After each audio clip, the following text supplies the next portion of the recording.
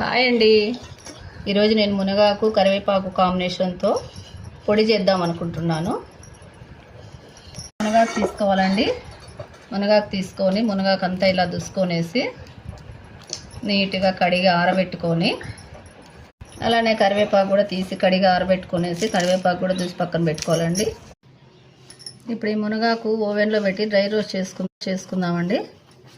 ఓవెన్లో పెడుతున్నాను. బాగా డ్రై అయ్యింది చూడండి.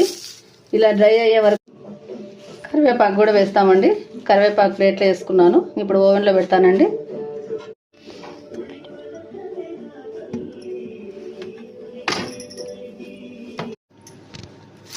కరివేపాకు చూడండి కలపలా అయిపోయింది. ఇది కూడా డ్రై రోస్ట్ అయిపోయిందండి. ఇప్పుడు కొంచెం ఆయిల్ వేసుకుందామండి. శనగపప్పు వేసుకొని కాస్త వేయించుకొని, వేగాక ఉద్దిపప్పు వేసుకొని,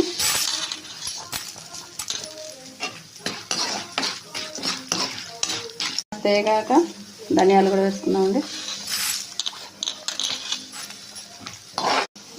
జీలకర్ర తొందరగా ఎగుతుంది కాబట్టి లాస్ట్లో వేసుకుందామండి.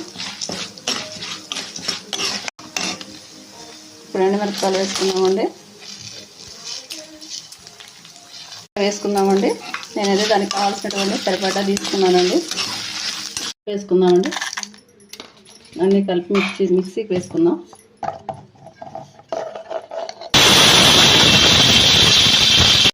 మిక్సీకి వేసామండి కరివేపాకు పొడి రెడీ అయిపోయింది చూడండి. కరివేపాకు మునగాకు కాంబినేషన్తో ఇప్పుడు రోజు అన్నం తినేటప్పుడు ఫస్ట్ ముద్ద కరివేపాకు పొడితో తింటే చాలా మంచిదండి. కరివేపాకు పొడి మీకు నచ్చినట్లయితే లైక్ చేయండి.